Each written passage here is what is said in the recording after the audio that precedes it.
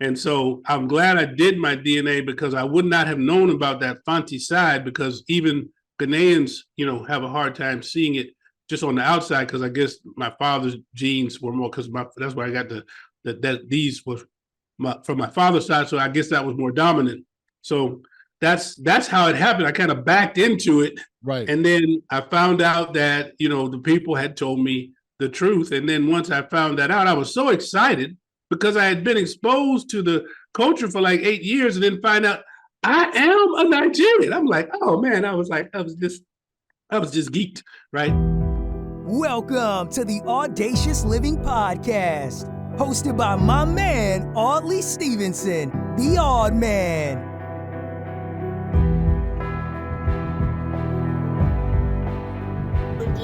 Audacious Living Podcast, welcome and thank you for being here. Of course, our focus continues to be helping our listeners live their best audacious lives ever.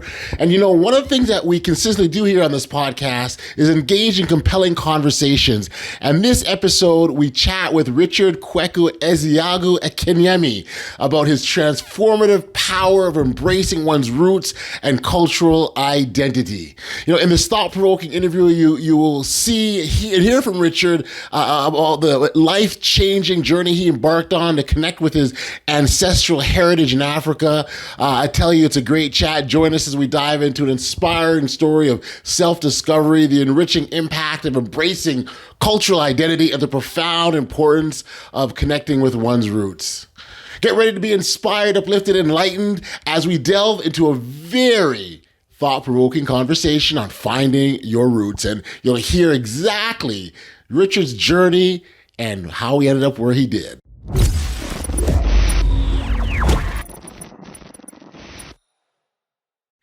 Hey, Eze, thank you for joining me today here on the Audacious Living Podcast, all the way from Ghana. Thank you for making the time like this, my friend. Hey, thank you so much for inviting me. I'm so excited to be here today.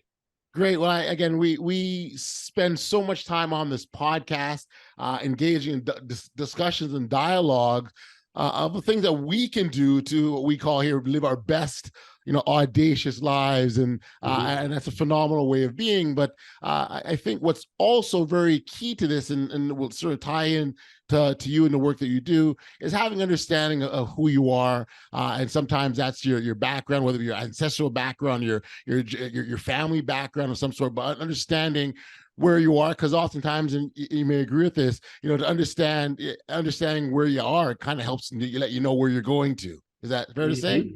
Mm-hmm. Fantastic. Yes. So maybe as a starting point, we can get you to first. I want you to help me with your name, because I know it's very long, and I want to. The pronunciation is what I'm really interested in most, and then maybe a little bit about your work as a visceral connections coach. Okay. Well, I legally changed my name once I confirmed what my people group connections are in my DNA. And so I found out that I am of the Fante people of Ghana, the Igbo people of Nigeria, and the Yoruba people of Nigeria.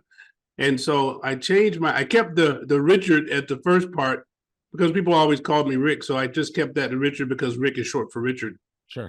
The second name, Kweku, is actually of the Fante people of Ghana. It means born on Wednesday. EzeAgu is Igbo for king of lions. And Akinyemi is Yoruba, and it means warrior king well suited to power. So if someone says my full name, Richard Kweku EzeAgu Akinyemi, they've literally said powerful. Richard in English means powerful ruler, born on Wednesday, king of lions, warrior king well suited to power. And the Yoruba say, you will live up to your name. That's part of Yoruba culture. They say they name intentionally, and they tell their children, you will live up to your name. Wow. That is such an incredible responsibility early on, when you're given this name that you carry around with you, and all that behind us. I really appreciate that meaning that you've given to that, because that in some ways, your life is almost destined or framed in a certain way. Like, this is the way I'm meant to go, because this is the name that I'm called, and it speaks to that power. I intentionally did that because a lot of times, African Americans especially will ask me, why change your name? Why did you change your name? And I said, well, to me, it was nullifying the legacy of enslavement. I said, let's think about it for a moment. When our ancestors were taken from Africa, they didn't have English names, right? They had African names. So I said, to me, it's kind of nullifying the legacy of enslavement because I had all English name. And now my name reflects accurately what's in my DNA. Powerful, powerful. What got you on this journey of wanting to better understand your background, your culture? Well, actually, my doctor, my primary care physician, a longtime primary care physician, is Nigerian. And he used to be coming back from Nigeria sometimes when I would go in for my appointments, and he would tell me about different things and aspects. So I began to get interested. And so he said, since he saw my interest, he started inviting me to the Independence Day celebration. October 1st is Nigeria's Independence Day. So if you have Nigerians that you know actually where you are, just ask them if they would invite you to an Independence Day celebration, because most of them are going to those some Saturday in October. And then you'll be exposed to West African food, Nigerian food and culture, and the fashion of the women, even the men is incredible, but the women is absolutely second to none. The fashion of the Nigerians and Africans in general, Ghanaians and Ethiopians and others in Africa are second to none. So I think a lot of the fashion capitals of the world kind of steal a lot of their ideas from Africa, because when you see the fashion of the women, it's incredible. And so he started inviting me to those, and I got exposed to the food, which is delicious, and the fashion. And so after about 8 years of, going and then them inviting us over sometimes to have a Nigerian food at their home, I said, well, I want to go to Nigeria with you sometime when you go. And so he kind of looked at me with the side eye, because he said, there's a lot of people that have said that to me, but nobody has ever gone, Okay. So I said, no, I'm serious. I had to convince him a little bit. But then when he saw that I was really serious, he said, well, because this was 2012, he said, in November of 2013, my wife's niece is having a wedding and you can meet the whole family. He said, let's plan to go then. I said, okay. So we went November 2013.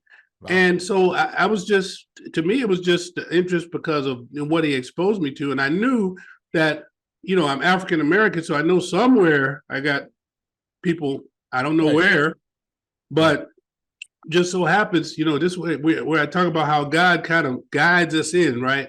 It just so happens that the first day we were at the Beto Hotel in Abuja, and we went downstairs to the counter to have a malt, and I thought he was having a malt, and I thought a malt, because being from America, I thought a malt was like malt liquor, right? Because it was dark, like a stout beer, right? Yeah. And he said, no. He said, this malt, very popular in Africa, not as sweet as U.S. sodas, because it's kind of like a cream soda. A dark stout cream soda is the best way I can describe what a malt is like. Okay. And so he said, well, you should try one. So I tried. I said, oh, this is good. Okay. So while I was trying the malt, the food and beverage manager came up to me and he said, are you Nigerian? I said, I don't know. I said, the slavery thing happened. Got to do some DNA to find out.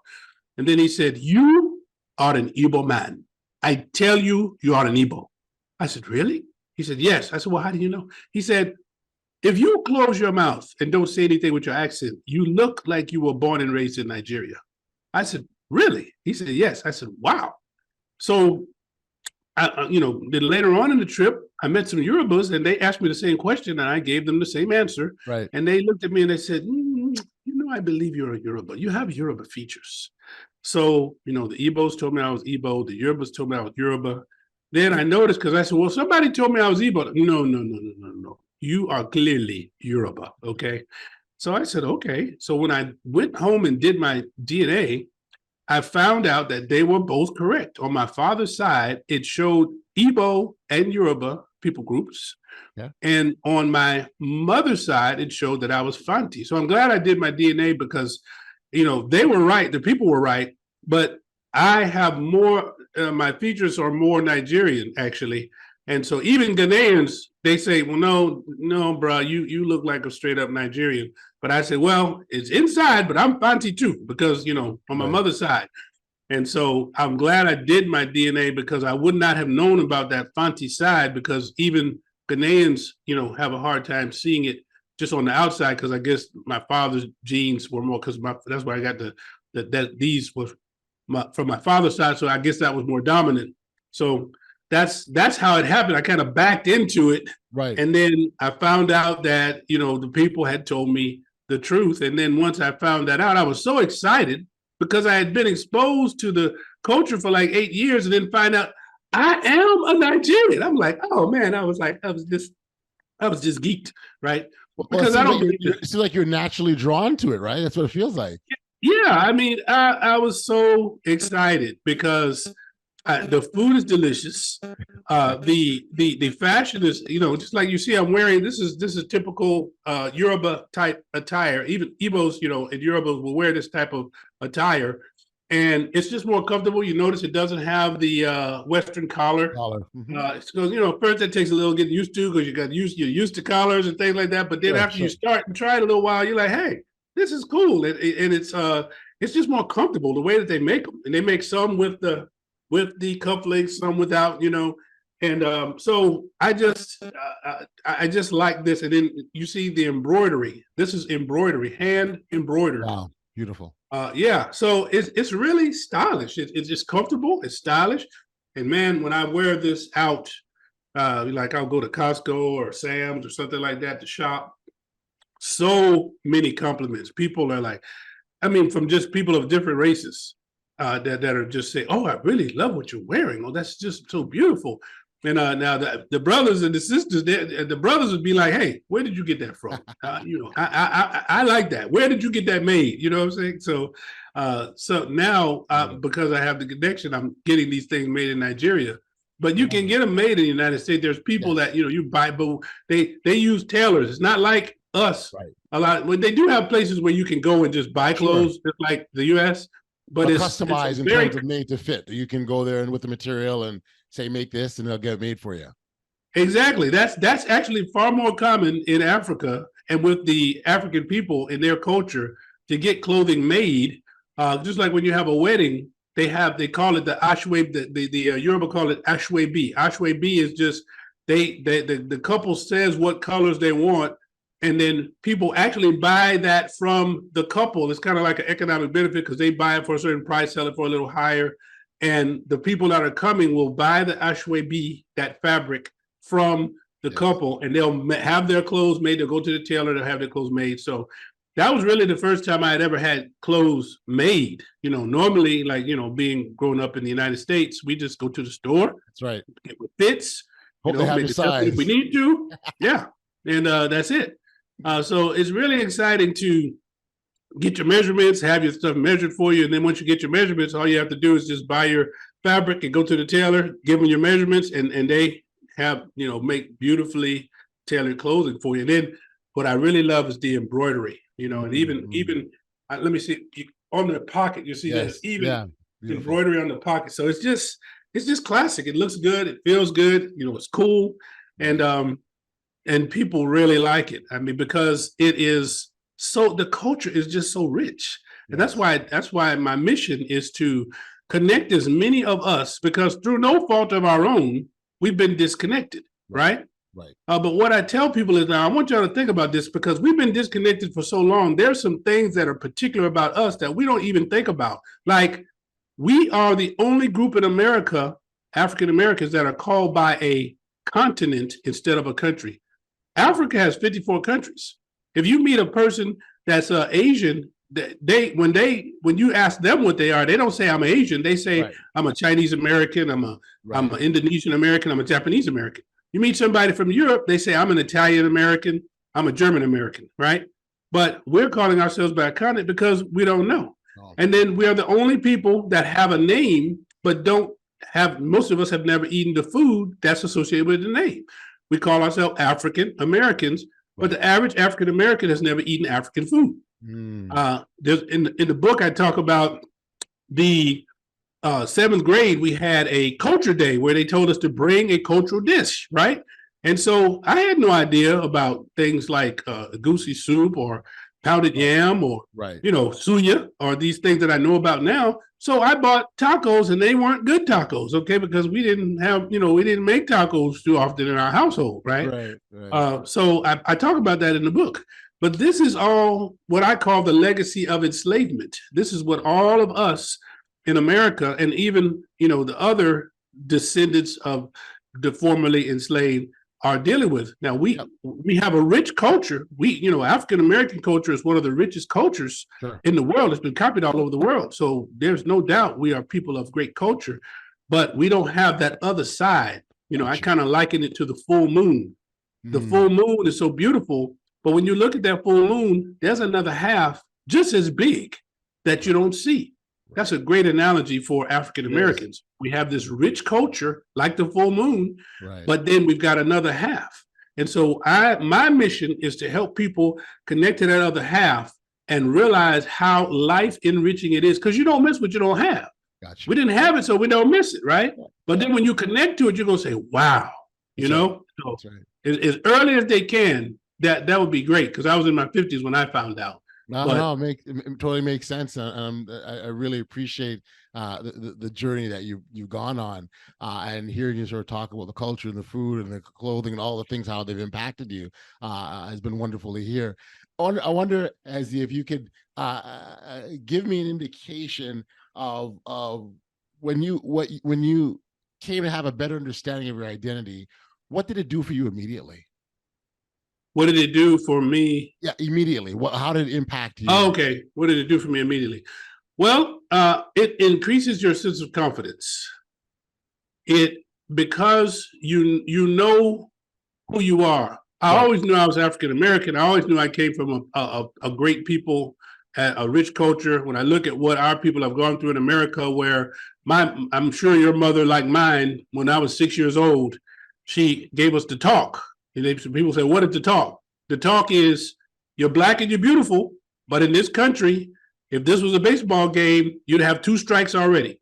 You've got to work twice as hard to be considered equal. Just how you have to deal and understanding that there's going to be people that don't like you just because of the color of your skin. Not because you did anything wrong, not because you have any bad personality, but just because of the color of your skin. They're going to not like you. They're going to tell you that it's bad and that you're inferior. But my mother let us know you're in no way inferior. Right. You are exceptional. But she just wanted to condition us for the environment. And just about every African American I've talked to said they had the same thing. And see, the thing that I think is so interesting is it's not like all our parents were getting together and say, okay, what age y'all think we're gonna talk to them about this?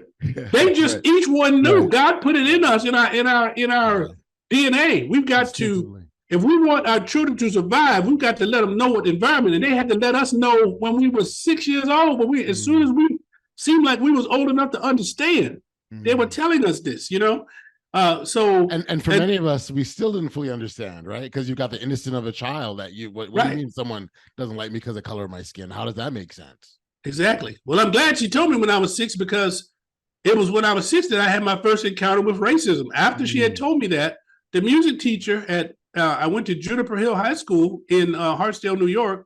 Mr. Burke, the music teacher, brave Mr. Burke, stuck out his foot to trip me. All the children were running in. He stuck out his foot to trip me. I literally saw him stick out his foot to trip me, right? And so when I looked back up, little 6-year-old looking back up, I said, you tripped me. And he's like, you were running. I said, everybody was running. He said, well, you shouldn't have been running. I said, I'm going to tell my daddy. I'm going to tell my daddy that you tripped me. And I did. And, my father, from what I understand, I wasn't in the meeting, but my mother told me they had a come to the Lord meeting. When my father, who was big, like 6'2", big, he like, this ain't no little boy you dealing with now. You dealing with somebody more your size, brave Mr. Burke.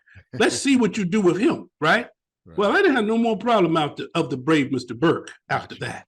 Because my father told him that if he hear me tell him anything like that again, he will be coming up there and being able to find him. You know what I'm saying? I do. And I don't know what the other words were, but they were enough for Mr. Burke to realize that his racism need to take a back seat to preservation of life and sound face and everything like that. You know? Yeah. But so the confidence though came here because when I changed my name and I joined the local Nigerian community, I had to do research because I started having speaking engagements, keynote speeches, and things like that, some of the Nigerian events. And what I learned was the myth that they try to sell us is that the most educated group by percentage of them that have degrees in America, there's a myth that it's Asians that are the most educated. Right. And that is a myth. The fact is, for anybody that wants to go, I always say DYOR, do your own research. Don't just take my word for it. Right. But when I did the research, I found that the Africans are the most highly educated people in America. All the Africans. And then, but it's led by the Nigerians. The Nigerians get bachelor's degrees at a rate of more than 2-to-1 compared to native-born Caucasian Americans. And they get advanced degrees at a rate of more than 3-to-1 compared to native-born Caucasian Americans. And then they're the highest earning. So literally, the most successful group that has ever set foot on American shores are the Africans. Right. And I was like, when I was blown away. Yeah. I was like, this is not what they try to make us think. They try to make us think that Asians. Now, Asians are behind the Africans, so they're very highly educated too, but they are after the Africans, right? Gotcha. And so I'm like, we got all of this stereotype. And then when I learned this, and then I see how they tried to make it like the Nigerian, only thing you hear about Nigeria, they're scammers. They're scammers. You can't trust Nigerians because they're scammers, right? I said, but yet we have the most successful group here. You don't hear that part. All you hear is that they're scammers. Right. So it's like a deliberate effort. And I think the reason it is because how can you on one hand tell people that, we did your ancestors a favor when we enslaved them? Like they said in Florida recently, they learned to trade. We did them a favor. Slavery was good for them. You have a lot of Americans that believe that, okay? Right. But then you find out we have the same DNA. So why is it that African Americans don't have the same level of percentage of people with bachelor's and advanced degrees? Right. It's not because we're inferior. It's not in any way because we're inferior. It shows you about the difference of environment.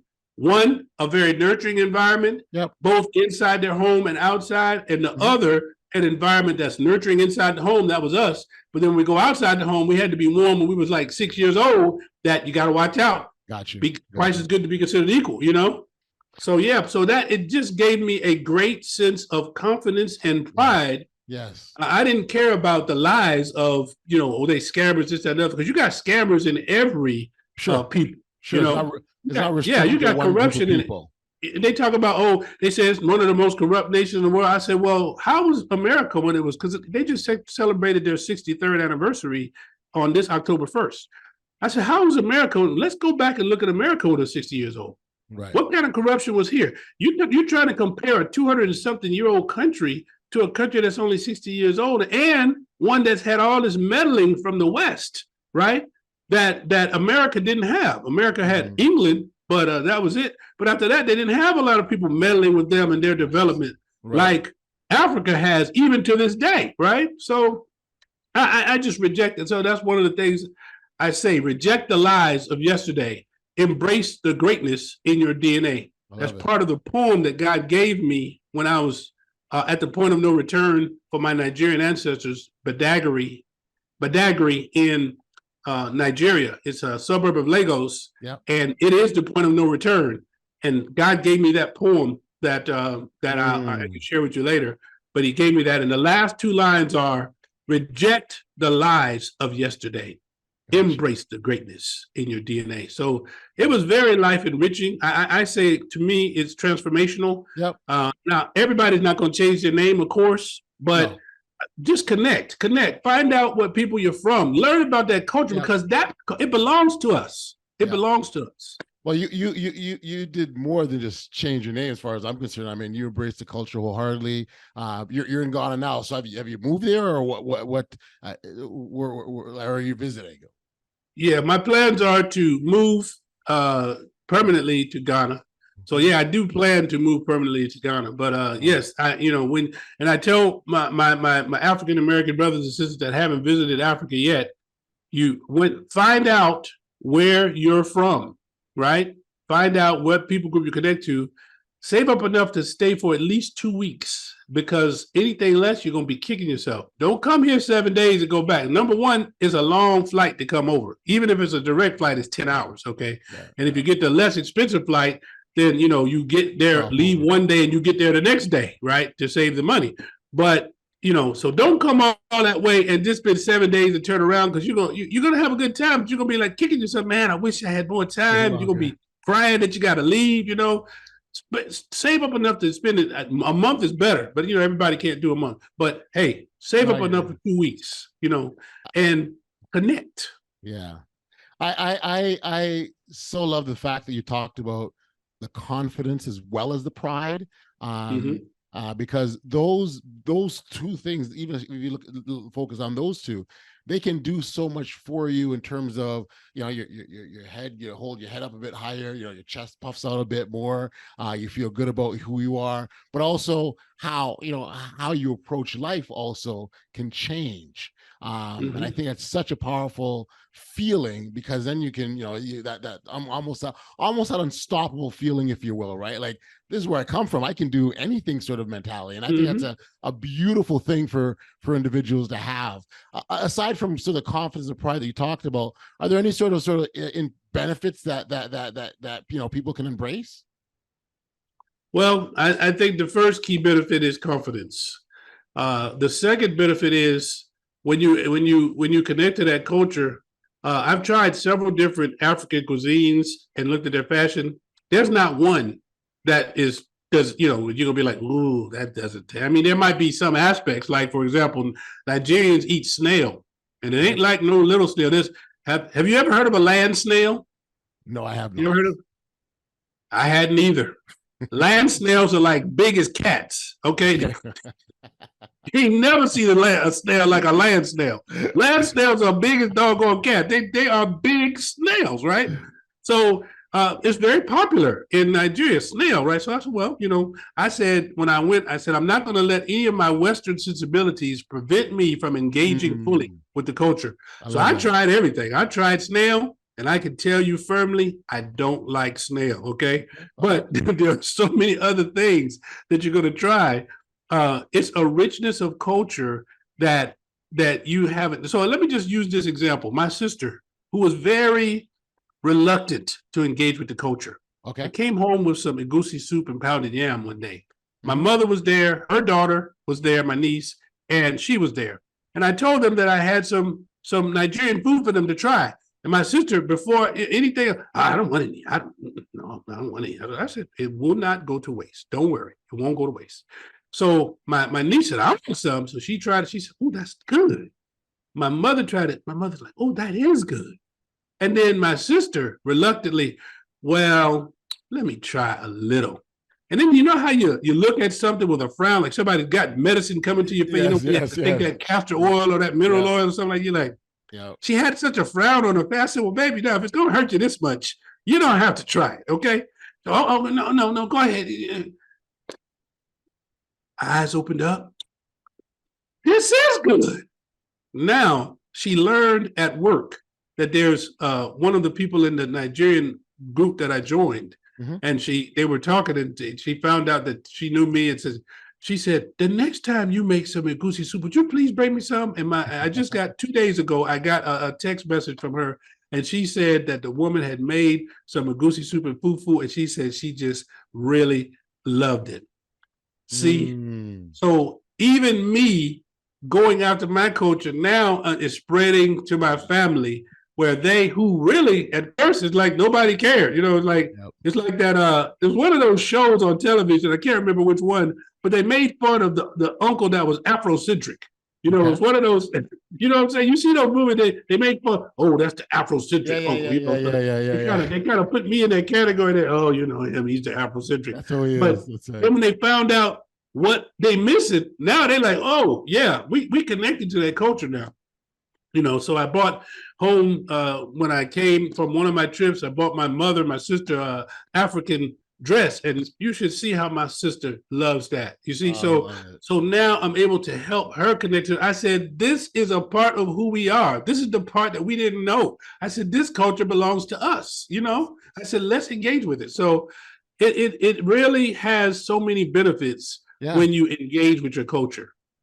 I just love the way you've owned it. Like, I think your story is an incredible one, and the impact that it's had, sort of not in your life, but the rest of your family's life. So just so I understand, like you're moving wholeheartedly, like your whole life, your whole career, everything was was in the United States of America, and you're leaving that behind to move to Ghana. Like, that's a huge leap. Well, I definitely have not been able to fully do that yet, but I'm working on doing that. It's because when I came to Africa, I mean, for example, there are Black people on the money, okay? So when I come back with some Nigerian Naira, which is their currency, or with some Ghana cedis, and I show it to African-American people that are at the hotels I check into or at the store, and I just say, have you seen, and they look at it, they take pictures, they say, I'm gonna show my children this. Wow. Because it just brings joy. They see Black people. And so when I share that with my African friends, they're like, well, of course Black people are the money. I said, yeah, but you were raised with that. I said, we in a place where we ain't never seen nothing like that. I said, so it's a big deal to us, we like that. So that kind of thing, to be able to share that, the culture, and to let people see, because like I said earlier, you don't miss what you don't know, but then when you start seeing it and you're like, hey, I can engage and I can find out where I fit in and what people group that I'm of. And then the reception of the Africans has been phenomenal, not just the Igbos and the Yorubas. I haven't met a lot of Fante, but the Fante that I have met, when they learned that I'm Fante, it's been phenomenal as well. But there was a man I met from Burkina Faso when I was checking into one hotel, and I kind of I don't know how I knew where he's from. I said, where are you from? He said, I'm from West Africa. I said, is it Burkina Faso? He said, nobody has ever guessed that. How did you get it? I said, I don't know. I just thought Burkina Faso. But when I told him I had connected, he was just so happy for me. They're just so happy because they know there's, and I know you probably know the numbers, but 47 million in the US, over 90 million in Brazil. When you talk about North, Central, and South America and the Caribbean, over 200 million of us, descendants of formerly enslaved, that do not know the people group we connect to. So what I say is, it is a tragedy as bad as the Jewish Holocaust, but for a much longer time and involving many more people. Some people say, oh, this is worse. It's not exactly the same, so I don't compare them like which one is worse. We all can agree that the Holocaust was bad. We all can agree that the enslavement of us was bad, or our ancestors was bad. But the fact is, the enslavement thing took away the culture, which is different from what happened to our Jewish brothers and sisters, okay? Right. So both of them are bad, but this one was for a much longer time with many, many more people. And just like the Jews rightly say, we will never forget, they take their children to it's mandatory for Jewish children to go to the Holocaust museums, wherever they are in the world. They take them by the busloads.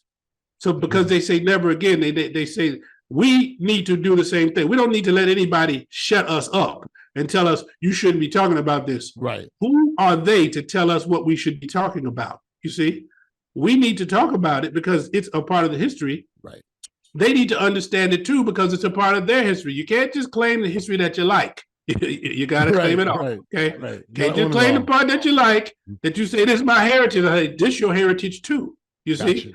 So you got to claim it all. And we have to let our children know. And then we need to let them know things like the fact that before there was ever enslavement, the great kingdoms of Africa, the fact that Africans went to Europe twice to help civilize them.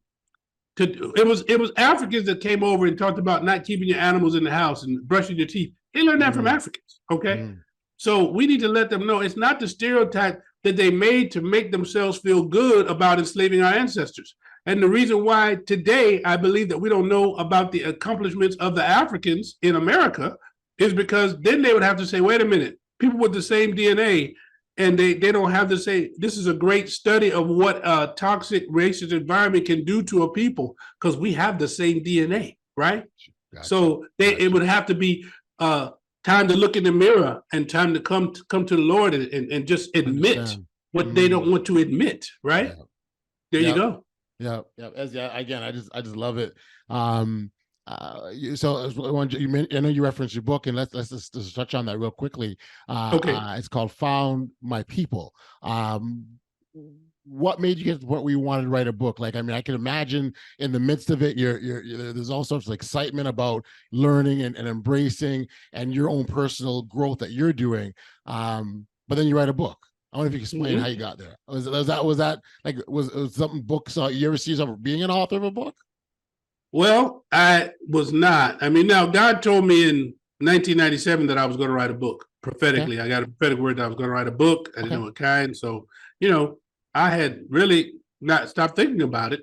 But when I went on the trip and I came back and everything that happened, and I found out and I changed my name legally, and then the Yorubas and the Igbos in the group that I joined in October of 2017, they formally accepted me into the Igbo and Yoruba tribes. The chiefs at one of the Independence Day celebration, the Igbo chiefs and the Yoruba chiefs came up during a time and had a ceremony where they formally accepted me into the Yoruba and the Igbo people. And the Igbos actually made me a chief, where that, I don't know if you've seen the picture of me with that red cap on. That red cap, anytime you see an Igbo with that red cap, only the chiefs can wear that. So when I would start introducing, after all of this, after I would start introducing myself to people, they would say, "Oh, I already know who you are." People were telling the story of this person who's connected back and they've changed their name. And, there's like, this is an incredible story, right? And so I decided to write the book because I said, that's one of the best ways I can help people see the rich transformation that can happen when we connect to our roots, and hopefully help them want to find theirs. For me, it's like the next thing after Roots, because we were all so riveted to the book Alex Haley wrote, Roots, that wonderful story of how his family, against all odds, kept and maintained their African culture in a very hostile environment over generations, right? Yep. So it was wonderful. I mean, we were all, when it came on the series, we were like riveted, right?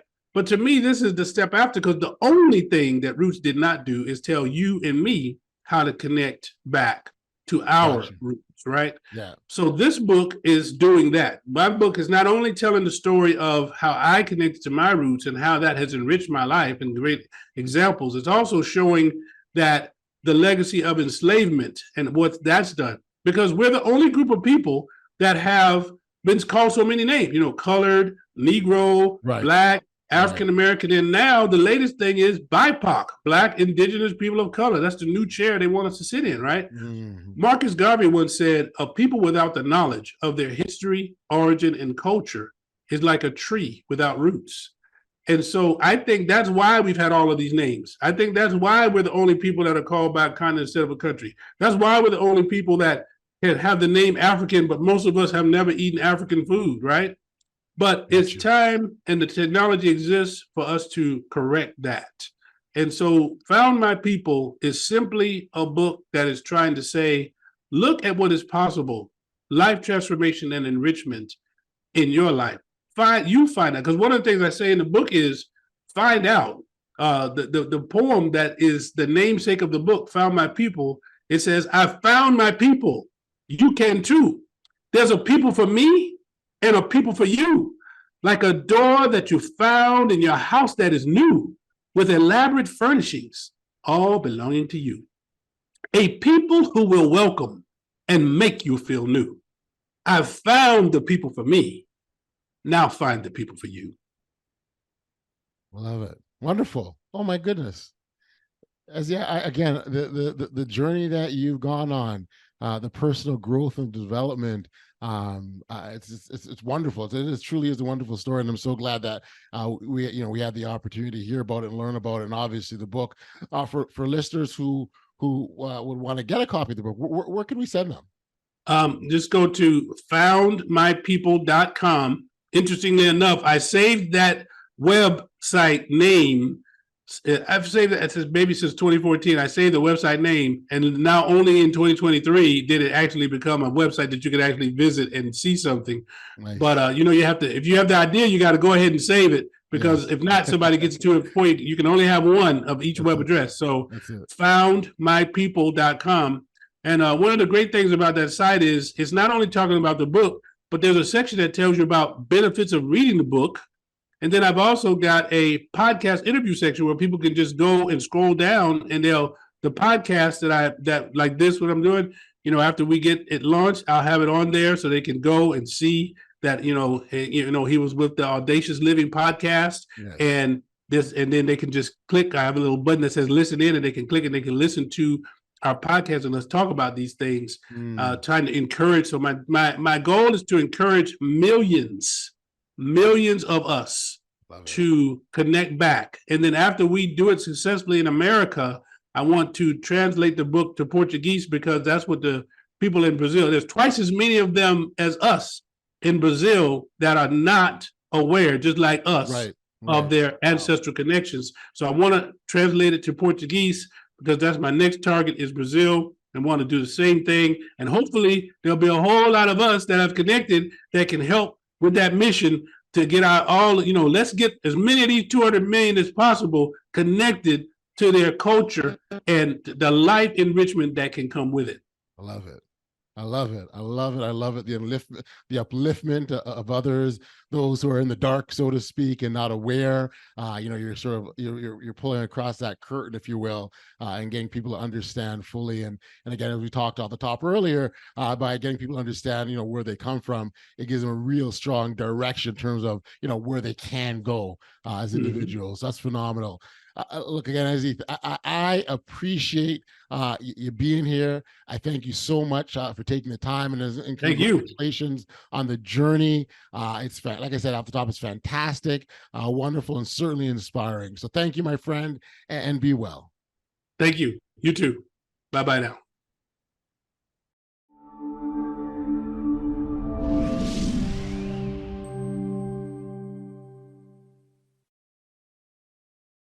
We're back. We are here on the podcast. So much thanks and appreciation goes out to Richard for being here. I loved everything about your story. I love the way you embraced your new culture, the food, the clothing, everything. It was so great, and I appreciate the insights and experiences. Listeners, today's conversation with Richard has brought to light the transformative power of connecting with one's roots. Richard's journey of discovering and embracing his African heritage has not only enriched his life, but also has inspired him to share his experiences with others. And through his book and his mission, Richard is extending a hand to those who, like him, may be seeking to find their place in their heritage. Of course, his book, Find My People, is available for purchase. It's a powerful reminder that understanding our origins can provide a sense of confidence, pride, and direction for the future.